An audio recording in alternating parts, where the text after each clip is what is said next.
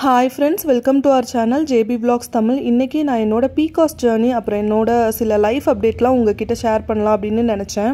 இந்த video similar to podcast அப்படின்னு சொல்லலாம். பிகாஸ் நான் ஒரு நாள் ஃபுல்லாக சமைச்சது அதுக்கப்புறம் சாப்பிட்டது இதெல்லாம் போட்டு விட்டுட்டு தான் பேசிகிட்டு இருக்கேன். பட் நான் என்ன ஃபுட் எடுத்துக்கிட்டேன், இது வந்து டே 1 அப்படின்னு நான் கன்சிடர் பண்ண போகிறேன். என்ன ஃபுட் எடுத்துக்கிட்டேன் அப்படின்றத வந்து இதில் காட்டியிருக்கேன். ஸோ அதை வந்துட்டு நீங்கள் பார்த்தீங்கன்னா உங்களுக்கு கொஞ்சம் ஐடியா கிடைக்கும். என் ஹஸ்பண்ட் தூங்கிட்டு இருந்தார், அதனால தான் நான் இருட்டிலேயே வச்சு வெயிட் செக் பண்ணியிருக்கேன். ஸோ உங்களுக்கு ஃப்ளாஷ் போட்டு ஒரு ஃபோட்டோ ஆட் பண்ணியிருப்பேன். இப்போது இன்றைக்கி என்னோடய வெயிட் 86 kg இருக்குது. அது ஒன்றும் ப்ராப்ளம் கிடையாது. பிகாஸ் நான் ஆல்ரெடி 84.5 அந்த மாதிரி இருந்தேன். இப்போது அம்மா வீட்டுக்கு போயிட்டு வந்ததுக்கப்புறமா வந்து வெயிட் கூட்டுறது ரொம்ப ரொம்ப நார்மலான விஷயம். பிகாஸ் அங்கே போயிட்டு நான் எவ்ரிடே நான்வெஜ் தான் சாப்பிடுவேன் எங்கள் வீட்டில். ஏன்னா இங்கே பெங்களூர் நாங்கள் வந்துட்டோன்னா நான் நான்வெஜ் குக் பண்ண மாட்டேன் வீட்டில். வீக்லி ஒன்ஸ் மட்டும்தான் வெளியில் ஆர்டர் பண்ணி சாப்பிட்ற மாதிரி இருக்கும். அதனால நான் ஊருக்கு போகிறேன் அப்படின்னாவே எங்கள் அம்மாவும் அப்பாவும் ஃபுட் வந்து ஃபுல்லாகவே நான்வெஜ் தான் ப்ரிஃபர் பண்ணுவாங்க எனக்கு சமைச்சு கொடுக்கறதுக்கு. அதனால எப்போவுமே நேட்டிவ் போயிட்டு வரும்போது 1 or 2 kgs கூடி தான் இருக்கும். அதை வந்து ஒரு 2 to 3 வீக்ஸில் வந்து நான் குறைச்சிடுவேன். ஆனால் என்ன ப்ராப்ளம் அப்படின்னா, நான் அந்த மெயின்டெனன்ஸ் ஃபேஸ்லேயே தான் இருந்துகிட்ருக்கேன். இப்போது 83, 84 இந்த மாதிரி தான் போயிட்டுருக்கே தவிர்த்து நல்லா என்னால் வந்து வெயிட் லாஸ் பண்ண முடியலை. அதுக்கான ரீசன் என்ன அப்படின்னா, நான் என்னோடய ஃபேஸில் பண்ணிகிட்டு இருக்கேன். எனக்கு மூடு இருந்தால் பண்ணுறேன், இல்லைனா பண்ண மாட்டேன். ஒரு ரிலீஜியஸாக ஃபாலோ பண்ணுறது கிடையாது. ஏன் அப்படின்னா ஆல்ரெடி ஒரு 3 தடவை நான் வெயிட் லாஸ் பண்ணியிருக்கேன். அப்போ ஃபுல்லாக விகரஸாக பண்ணியிருக்கேன். உங்களுக்கு ஒரு வீடியோ கூட போட்டிருப்பேன். என்னோட செகண்ட் vlog அதுதான். அந்த டைமில் எனக்கு பிடிச்ச ஃபுட் எல்லாமே நான் அவாய்ட் பண்ணிவிட்டு ஒரு 2.5 மாதத்தில் 10 கிலோ அந்த மாதிரி குறைச்சிருக்கேன். பட் அடுத்த ஒரு 3 மாதத்துலேயே எனக்கு அது ரீகெயின் ஆகிடும். அந்த தப்பை இந்த டைம் பண்ணக்கூடாது, நம்ம லைஃப் ஸ்டைலையே சேஞ்ச் பண்ணிக்கிறணும், மெதுவாக குறைஞ்சாலும் பரவாயில்ல அப்படின்னு நான் என்னோடய ஃபேஸ்க்கு பண்ண ஆரம்பித்ததுனால நான் ரொம்ப லீனியண்ட்டாக இருக்க ஆரம்பிச்சிட்டேன். அது நான் பண்ண தப்பு தான். அந்த மாதிரி லீனியண்ட்டாக இருக்கும்போது எனக்கு மெயின்டைன் ஆகுதே தவிர்த்து 1 கிலோ குறையதே தவிர்த்து அதுக்கு மேலே வந்துட்டு பெருசாக குறைய மாட்டேன்றது வெயிட்டு. நானும் அது பெருசாக எடுத்துக்கல. இட்ஸ் ஓகே, 1 வருஷம் ஆனாலும் சரி 2 வருஷம் ஆனாலும் சரி மெதுவாக குறைஞ்சா போதும் அப்படின்ற மாதிரி தான் இருந்தேன். பட் இந்த டைம் நான் ஹாஸ்பிட்டல் போக வேண்டியது வந்தது. பிகாஸ் ஃபேஸ் ஃபுல்லாக அப்நார்மலாக ஆக்னி இருந்துச்சு. அந்த ஆக்னி எந்த சைடு வந்தது அப்படின்னு பார்த்தீங்கன்னா என்னோட ஜா லைன்ஸ் ஃபுல்லாகவே இருந்துச்சு. எனக்கு கண்டிப்பாக தெரியும் இது ஹார்மோனல் இம்பேலன்ஸ்னால தான் வந்திருக்கு அப்படின்ட்டு. பிகாஸ் ஒரு 2 வருஷத்துக்கு முன்னால் இதே மாதிரி நான் ப்ராப்ளம் ஃபேஸ் பண்ணேன். அதுக்கப்புறம் வந்து என் மேரேஜ் டைம் லாஸ்ட் இயரில் வந்து இதே மாதிரியான ப்ராப்ளம் ஃபேஸ் பண்ணேன். அது ரெண்டுமே எதனால் அப்படின்னா, தூக்கம் வந்து நான் சரியாக தூங்காததுனால, முழிச்சிட்டு இருந்ததுனால, நிறைய அவுட் சைடு ஃபுட்டு வந்து சாப்பிட்டதுனால, இதனால என்னோட ஹார்மோன் இம்பேலன்ஸ் வந்து ரொம்பவே மோசகரமான நிலைமையில இருந்துச்சு. அதே மாதிரியான ப்ராப்ளம்ஸ் தான் இப்போவும் வந்தது. பட் அதை விட சிவியாரிட்டி ரொம்ப ஜாஸ்தியாக இருந்துச்சு. ஸோ என்னால் வந்து ஹாஸ்பிட்டல் போகாமல் இருக்க முடியலை. ரெண்டாவது பீரியட்ஸ் இர்ரெகுலராக இருந்துட்டு இருந்துச்சு. மோர் தென் 2 months அந்த மாதிரி ஆயிடுச்சு. ஸோ ஒரே கன்ஃபியூஸ்டு ஸ்டேட்டில் இருந்துட்டு இருந்தேன். சரி சிஸ்டரோட வெட்டிங் முடிஞ்சதுக்கப்புறம் போகலாம் அப்படின்னு சொல்லிட்டு அதனால தான் ஊரில் கூட நான் ஒரு 10 days இருந்துட்டு வந்தேன். நான் ஸ்கேன் பண்ணி அந்த ரிப்போர்ட் வந்து ஆட் பண்ணலாம் அப்படின்ட்டு நினச்சேன். பட் அந்த டைம் ரொம்ப டல்லுங்க, சுத்தமாக வந்து மைண்ட் இல்லவே இல்லை. அதனால அந்த ஸ்கேன் ரிப்போர்ட்லாம் நான் எடுத்துகிட்டு வரல. நான் நல்லபடியாக இந்த பிகாஸை ரிவர்ஸ் பண்ணிவிட்டு கண்டிப்பாக உங்களுக்கு இன்னொரு ஸ்கேன் எடுத்து அந்த ப்ரீவியஸாக நான் என்ன ஸ்கேன் எடுத்துருந்தேன் இப்போது ரிவர்ஸ் பண்ணதுக்கப்புறமா ஹோப்ஃபுல்லி ரிவர்ஸ் ஆகிடும்னு நான் நம்புகிறேன். அந்த ஸ்கேன் ரிப்போர்ட் ரெண்டையும் கம்பேர் பண்ணி நான் உங்களுக்கு ஃப்யூச்சரில் ஒரு வீடியோ போடுறேன். பட் இப்போது என்ன நடந்தது, டாக்டர் என்ன சொன்னாங்கன்னு மட்டும் உங்ககிட்ட ஷேர் பண்ணிக்கிறேன். எங்கள் ஊரில் ஃபேமிலி டாக்டர் இருக்காங்க. அவங்கக்கிட்ட தான் நாங்கள் எப்போவுமே போவோம். நான் அந்த ஹாஸ்பிட்டலில் தான் பிறந்தேன். ஸோ என்னோடய மெடிக்கல் ரிப்போர்ட்லாம் பார்க்கும்போது அவங்களுக்கு என்னோடய ஹிஸ்ட்ரி எல்லாமே தெரியும். ஸோ அவங்க பார்த்த உடனே சொன்னது வெயிட் வந்து இன்க்ரீஸ் ஆகிட்டே போகிறேன், அதனால தான் வந்துட்டு உனக்கு இந்த சிம்டம்ஸ் இருக்குது, ப்ளஸ் நம்ம இன்னும் கன்ஃபர்மேஷனுக்காக ஸ்கேன் எடுத்துக்கலாம் அப்படின்னாங்க. சரி ஓகே அப்படின்ட்டு ஸ்கேன் பண்ணியாச்சு.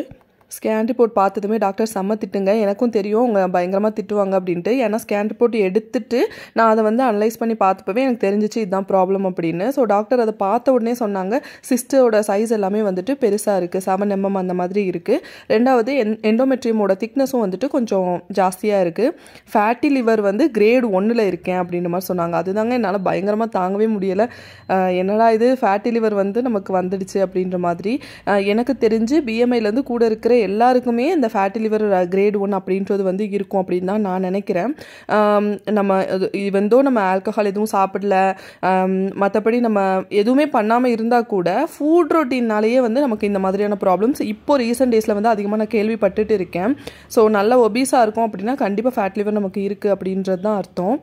ஸோ டாக்டர் சொல்லிட்டாங்க கண்டிப்பாக நீ வெயிட்டை வந்து குறைச்சே ஆகணும், அது மட்டும்தான் உனக்கு இருக்கிற ஒரே வழி, அது மட்டும்தான். அப்போ மட்டும்தான் இதை வந்துட்டு உன்னால் ரிவர்ஸ் பண்ண முடியும். போத் ஃபேட்டி லிவராக இருக்கட்டும் இல்லை இந்த பிகாஸாக இருக்கட்டும் உன்னால் ரிவர்ஸ் பண்ண முடியும். அப்படின்றதுக்கான ஒரு வழி என்ன அப்படின்னு பார்த்தீங்கன்னா நீ வெயிட்டை வந்து ரெடியூஸ் பண்ணு அப்படின்னு சொல்லிட்டாங்க.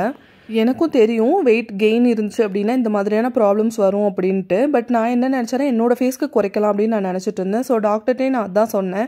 அதுக்கப்புறமா அவங்க என்கிட்ட சொன்னாங்க, இப்போ நமக்கு வந்து பாடியில் எந்த ப்ராப்ளமும் இல்லை, நீ நார்மலாக இருக்க அப்படின்னா உன்னோட ஃபேஸ்க்கு நீ 1 வருஷமோ 2 வருஷமோ அப்படி நீ வந்து குறைச்சிக்கலாம். ஆனால் இப்போ வந்துட்டு உனக்கு பாடியில் ப்ராப்ளம் இருக்குது, இந்த கண்டிஷன் இருக்குது. ஸோ இதை நீ ரிவர்ஸ் பண்ணணும் அப்படின்னா கண்டிப்பாக நீ அதுக்குன்னு எஃபோர்ட் போட்டு குறைச்சி தான் ஆகணும். உன்னோட ஃபேஸில் நான் வந்து 1 வருஷம் 2 வருஷம் குறைச்சிக்கிறேன், எப்போ வேணாலும் குறையட்டும் அந்த மாதிரி நீ போன அப்படின்னா இதோட சிவியாரிட்டி இன்னும் ஜாஸ்தியாகிட்டு தான் இருக்கும். ஸோ முடிஞ்ச வரைக்கும் கன்சிஸ்டண்ட்டாக இருந்து பேலன்ஸ்டு மீல் எடுத்துக்கிட்டு நீ வெயிட்டை குறைச்சி தான் ஆகணும் அப்படின்னு சொல்லிட்டாங்க. அவங்க சொன்னது கண்டிப்பாக எனக்கு வந்து புரிஞ்சிடுச்சு. ஸோ நான் அதுக்கப்புறமா நிறைய திங்க் பண்ண ஆரம்பிச்சிட்டேன். ஸோ மறுபடியும் வந்து நம்ம வெயிட் லாஸ் தான் ஓடுற மாதிரி இருக்குமா, அந்த மாதிரிலாம் பயங்கர கன்ஃபியூஷன் மைண்டுக்குள்ளே. அதுக்கப்புறம் தான் நானும் ஹஸ்பண்டும் உட்காந்து நல்லா டிஸ்கஸ் பண்ணோம். டிஸ்கஸ் பண்ணதுக்கப்புறமா எனக்கு ஒரு தெளிவு கிடச்சிது. எப்போவுமே வந்து இந்த 2 மாதத்தில் இந்த மாதிரி குறைக்கணும் அப்படின்றதுக்காக மட்டுமே செஞ்சு அதுக்கப்புறமா வந்து பிடிச்ச ஃபுட் எல்லாத்தையும் விட்டுட்டு மறுபடியும் வெயிட் கெயின் பண்ணிக்கிட்டே இருந்தேன். ஸோ அந்த தப்பை இந்த டைம் பண்ணாமல் கிராஜுவலாக குறைக்கலாம், ஆனால் அவ்வளோ நாள் எடுத்துக்கக்கூடாது. என்னோடய கம்ஃபர்ட் ஜோன்லேருந்து கொஞ்சமாக வெளியில் வந்தால் மட்டும்தான் இதை வந்து என்னால் ரிவர்ஸ் பண்ண முடியும் அப்படின்றது வந்து எனக்கு புரிஞ்சிச்சு. அதுக்கப்புறமா இன்னொரு விஷயம், எனக்கு பிடிச்ச ஃபுட் அப்படின்றதுக்காக நான் ஸ்வீட்டெல்லாம் வந்து எனக்கு ரொம்ப பிடிக்கும். கேக்கெல்லாம் நான் அவ்வளோ சாப்பிடுவேன். அதையும் நம்ம அவாய்ட் பண்ணிடக்கூடாது அப்படின்றதுக்காக எப்போவாச்சும் எனக்கு கிரேவிங்ஸ் இருந்தால் கூட நான் அதை வந்து கட் பண்ணுறது கிடையாது. நம்ம வாங்கி சாப்பிட்றலாமே, கொஞ்சம் தானே வாங்கி சாப்பிட்றலாம் அப்படின்னு நினச்சிட்டு நான் வாங்கி சாப்பிட்டுட்டு இருந்தேன். பட் அதுவுமே பண்ணக்கூடாது. ஸோ நான் என்னோடய கம்ஃபர்ட் ஜோன்லேருந்து வெளியில் வரணும், மறுபடியும் வெயிட் லாஸ் பண்ணணும். ஆனால் ஹெல்தியான வேலை வெயிட் லாஸ் பண்ணணும், திரும்ப ரீகெயின் பண்ணக்கூடாது, மெயின்டைன் பண்ணிகிட்டு இருக்கணும். ஸோ இது எல்லாம் சேர்ந்து பார்க்கும்போது எனக்கு வந்து கண்டிப்பாக ஒரு மோட்டிவேஷன் தேவைப்படுது. அந்த மோட்டிவேஷனை வந்து நான் உங்களை எடுத்துக்கிறேன். உங்ககிட்ட என்னோடய ஜேர்னி ஒரு நாளும் வந்து நான் என்ன ஃபுட் எடுத்துக்கிறேன், என்னோடய வெயிட் என்ன இருக்குது அப்படின்னு நான் அக்கௌண்டபிளாக இருந்தேன் அப்படின்னா எனக்கு கொஞ்சம் ஓகேவாக இருக்கும்னு நான் நினைக்கிறேன். இந்த மாதிரி நான் ஷேர் பண்ணுறதுனால நீங்கள் மட்டும் தனியாக இல்லை அப்படின்ற மாதிரி உங்களுக்கு தோணலாம். பிகாஸ் நானும் வந்து ஒரு PCOS ஜேர்னியில் தான் இருக்கேன். 2வது வெயிட் லூஸ் பண்ணுறது வந்து நீங்களும் பார்ப்பீங்க. ஸோ ஏதோ ஒரு வகையில் உங்களுக்கும் அது ஹெல்ப்ஃபுல்லாக இருக்கும்னு நான் நம்புகிறேன். ஸோ இப்போதைக்கு என்னோட மோட்டோ நான் வெயிட் லாஸ் பண்ணியே ஆகணும், எனக்கு ஒரு ஆப்ஷனே கிடையாது. அப்போ தான் நான் ஹெல்த்தியாக இருக்க முடியும், என்னோடய கண்டிஷன்ஸ் எல்லாமே நான் ரிவர்ஸ் பண்ண முடியும். அதனால என்னோடய ஜேர்னியை நான் இன்னையிலேருந்து ஸ்டார்ட் பண்ணுறேன். இன்றைக்கி March 1 உங்களுக்கு இந்த வீடியோ வரும். ஸோ இன்றைக்கி Day 1 அப்படின்னு நான் எடுத்துக்கிறேன். என்னெல்லாம் சாப்பிட்டேன், 2வது என்னோடய வெயிட் என்ன இருக்குது அப்படின்ற அப்டேட்டும் நான் இன்றைக்கி கொடுத்துட்றேன். ஸோ எவ்ரிடே நான் இந்த மாதிரி பண்ணுறேன். இது எத்தனை நாளைக்கு அப்படின்னு கேட்டிங்கன்னா, இது வந்து ஒரு லிமிட் இருக்கக்கூடிய, பவுண்ட்ரி இருக்கக்கூடிய கன்ஸ்ட்ரெயின்ட்டான ஜேர்னி கிடையாது. நான் லைஃப் லாங் இதை ஃபாலோ பண்ணியே ஆகணும். அப்போ தான் மெயின்டெனன்ஸ் ஃபேஸில் கூட இருக்க முடியும். பட் இப்போது வெயிட் லாஸ் பண்ணுறது வந்து நான் அந்த மாதிரி பண்ண முடியாது. நான் வந்து கண்டிப்பாக சீக்கிரமே வெயிட்டை குறைக்கணும். அதுக்காக டு ஸ்டார்ட் வித் நான் ஒரு 30 days ஜேர்னி அந்த மாதிரி நான் கொண்டு போகிறேன். சேலஞ்ச் அப்படின்னு கூட நம்ம வச்சுக்கிறலாம். வேறு வழி இல்லை, அதுக்கு பின்னால் நான் ஓட தான் செய்கிறேன் இப்போது, because of my health. So இன்றைக்கி Day 1 of 30 days weight loss challenge நம்ம வந்து ஸ்டார்ட் பண்ணலாம். நான் எவ்ரிடே அப்டேட் பண்ணுறேன். 30 daysக்கு ஆஃப்டர் எனக்கு என்னெல்லாம் வெயிட் குறைஞ்சிருக்கு, என்னெல்லாம் சேஞ்சஸ் நடந்திருக்கு பாடியில் அப்படின்றதையும் நான் உங்களுக்கு அப்டேட் பண்ணுறேன். ஸோ மார்னிங் பிரேக்ஃபாஸ்ட்டுக்கு மல்டி கிரெயின்ஸ் நட்ஸ் இதெல்லாம் போட்டு செஞ்ச சத்து மாவு கூழ்.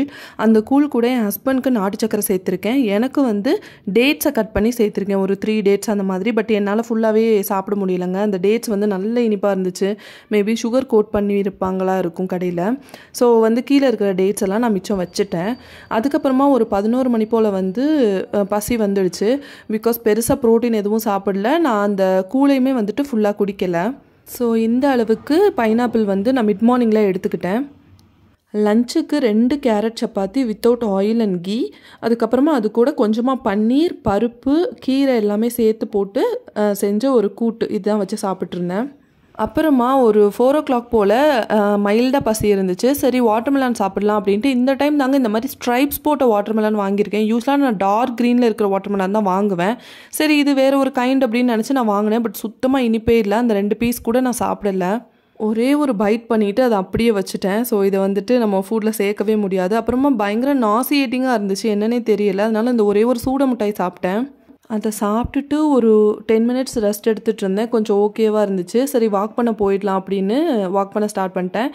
பிகாஸ் Day 1 நம்ம இன்றைக்கி எதுவுமே ஆக்டிவிட்டீஸ் இல்லாமல் ஸ்கிப் பண்ணக்கூடாது அப்படின்றதுக்காக 30 minutes வாக் பண்ணேன். நான் ஊருக்கு போகிறதுக்கு முன்னால் இங்கே வந்து எக்ஸசைஸ் வாக்கிங் எல்லாம் பண்ணது தாங்க. அம்மா வீட்டுக்கு போனதுக்கப்புறமா அங்கே ஊரில் எதுவுமே பண்ணவே இல்லை. பிகாஸ் பயங்கர வேலை இருந்துச்சு. அங்கே போனால் யூஸ்வலாகவே என்னால் வாக் பண்ண முடியாது, எந்த எக்ஸசைஸுமே பண்ண முடியாது. ஸோ ஆஃப்டர் 2 to 3 weeks இன்றைக்கி தான் நான் வாக் பண்ணேன். நல்லா ஸ்வெட் ஆச்சு ஓரளவுக்கு. வாக்கிங் முடிச்சுட்டு ஒரே ஒரு பனானா சாப்பிட்டேன். அதுக்கப்புறம் டேரெக்டாக டின்னருக்கு போயிட்டேன். டின்னர் யூஸ்வலாகவே நாங்கள் 8 o'clock உள்ளே தான் சாப்பிடுவோம். இன்றைக்கும் நான் 7:45 அந்த மாதிரி டின்னர் எடுத்துக்கிட்டேன். இதில் என்னெல்லாம் போட்டிருக்கேன்னு பார்த்தீங்கன்னா மஷ்ரூம், கேரட், அப்புறம் கருப்பு கொண்டக்கடலை, அது கூட 2 முட்டை சேர்த்துருக்கேன். என் ஹஸ்பண்டும் வெயிட் லாஸ் பண்ணணும்னு சொல்லிட்டு இருக்காரு, பேக் பெயினாக இருக்குது அப்படின்ட்டு. அவர் கொடுத்த மீல் பிளேட்டு தான் இது. இதோட நம்ம வீடியோவோட எண்டுக்கு வந்துட்டோம். இந்த சேனலோட கண்டென்ட் உங்களுக்கு பிடிச்சிருந்தா please like, share, subscribe and comment பண்ணி சப்போர்ட் பண்ணுங்கள். அப்படியே என்னோட வெயிட் லாஸ் ஜர்னிக்கும் சப்போர்ட் பண்ணுவீங்கன்னு நான் நம்புகிறேன். தேங்க்யூ.